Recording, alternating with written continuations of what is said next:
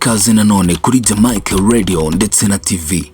Uyu musore wirabura ubona yitwa Moses Turahirwa, ni fashion designer, ni creative director, ni nawe wavumbuye inzu y'imideli yitwa Motions. Mu minsi itambutse wagiye ubona hirya no hino uyu musore bamuvugaho bamugarukaho mu nkuru zigiye zikakaye cyane.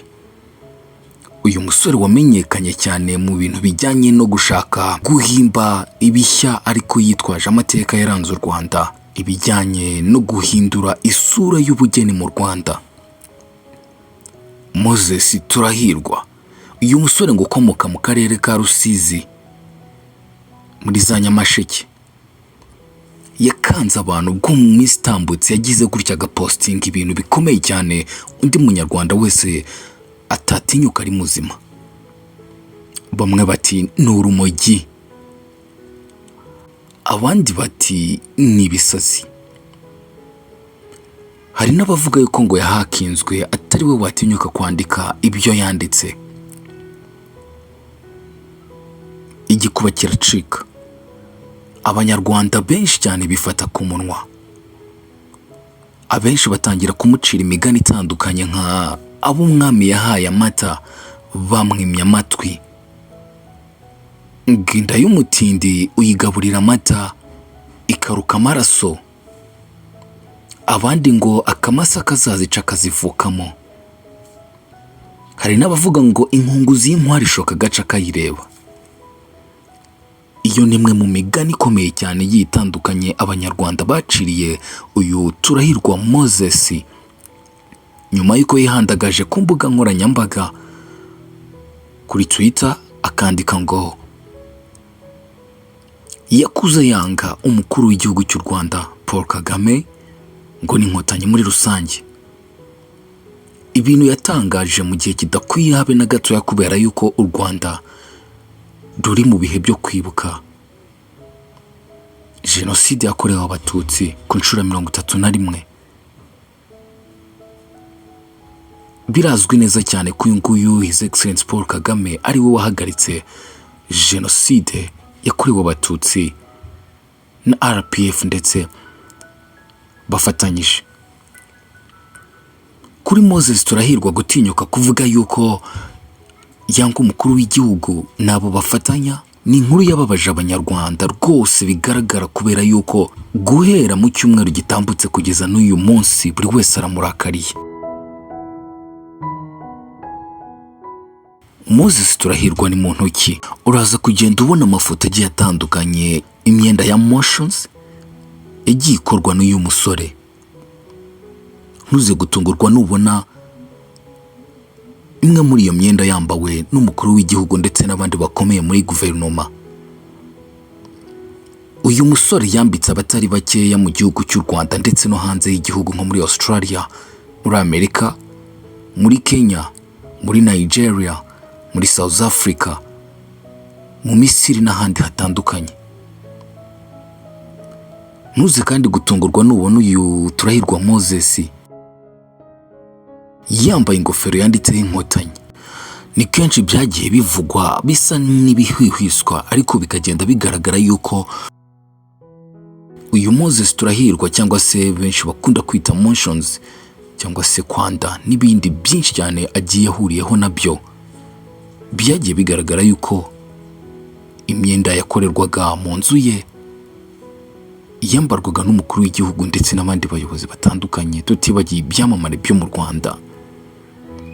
Buri wese ku mbuga nkoranyambaga n'aka kanya nimba ubasha kugera ku mbuga nkoranyambaga zitandukanye cyane cyane nka Twitter, Instagram ndetse na Facebook, uraza kugenda ubona ukwijujuta kw'abanyarwanda batandukanye bijujutura uyu musore ku magambo mabi yatangaje ku mukuru w'igihugu. Bamwe basanisha no kwanga u Rwanda, kwanga abanyarwanda no kwibagirwa amateka y'u Rwanda, kwibagirwa aho yaturutse, amahirwe u Rwanda rwamuhaye, ndetse no kwibagirwa byinshi yagiye acamo mu bihe byatambutse, akagenda atabarirwa igihe, agahabwa n'imbabazi kandi ku gihe. Mwibutse gato uribuka inkuru ejo bundi yavuzwe muri Musanze yuko uyu Turahirwa Moses ngo yatangiriwe n'abaturage bakamurwanya bakanamwicira imbwa, ariko ubuyobozi bugatabarira hafi we ntibagire icyo bamukoraho. Ibi yarabyibagiwe. Mu minsi kandi yashize uyu mugabo yashinjwaga ibyangombwa bihimbano birimo passport n'ibindi bitandukanye, ari nako kandi yashinjwaga urumogi. We yahakanaga kunywera ku butaka bw'u Rwanda, avuga yuko arunywera muri Australia. Uyu mugabo yafunzwe iminsi 76 muri gereza ya Nyarugenge iherereye i Mageragere. Aza kurekurwa agaruka mu buzima busanzwe, aza gukomeza icyo yari yaratangiye n'umushinga yari yarise Kwanda season 1, ikinyoma gikomeye cyane abanyarwanda bayobeweho cyarengeye bitewe n'umurindi yari akizanyana. Turahirwa Moses yakomeje kugaragara hirya mu bice bitandukanye by'u Rwanda, agenda asura ibice bitandukanye, yaba ku mazi nka Rusizi, Gisenyi, Musanze iyo ngiyo, ndetse n'ibindi bice bya Kigali. Uyu musore yagiye agaragaza kenshi yuko ibikorwa bye bisigasira umuco cyangwa se bifite aho bihuriye n'amateka y'u Rwanda, cyane cyane amateka y'ubwami n'ahandi. Mu mwaka wa 2022 mu kwezi kwa 9 hari ku itariki 2, Moses Turahirwa yagiye mu Kinigi nawe kwita amazina abana b'ingagi nk'abandi, n'ibindi bikomerezwa byose bigenda bihagaragara. Uwo mwana w'ingagi yamwise Kwanda. Moses Turahirwa yagiye agaragara ari kumwe n'umukuru w'igihugu mu mafoto, umufasha wa nyakubahwa Perezida Paul Kagame n'abandi bagiye batandukanye.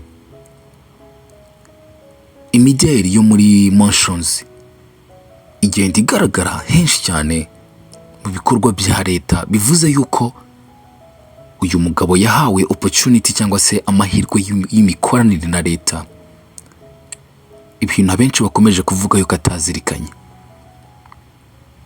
Nyuma y'uko inkuru ya Moses isohotse, nta kindi kintu we nyir'ubwite arabasha kuvuga kivuguruza cyangwa se gisobanura mu by'ukuri iby'ayo magambo.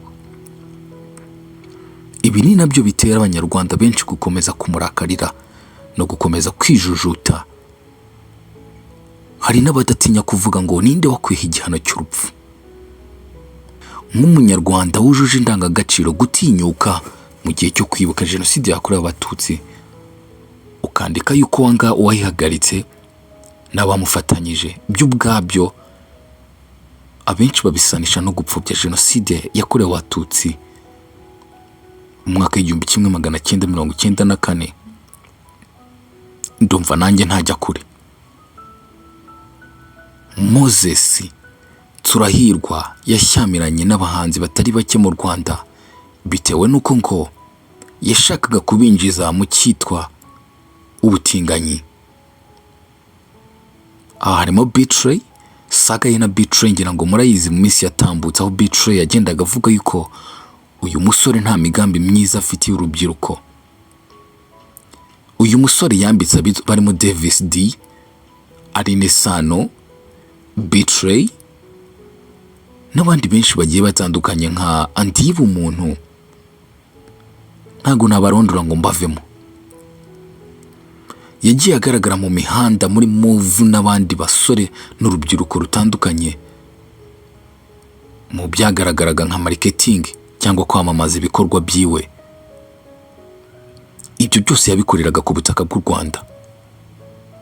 Ibyo byose kandi yabiherwaga uburenganzira n'ubuyobozi bw'u Rwanda.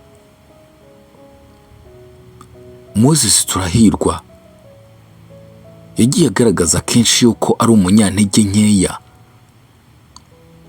mu buryo yisobanura mu byaha afatwamo n'amakosa agenda akora.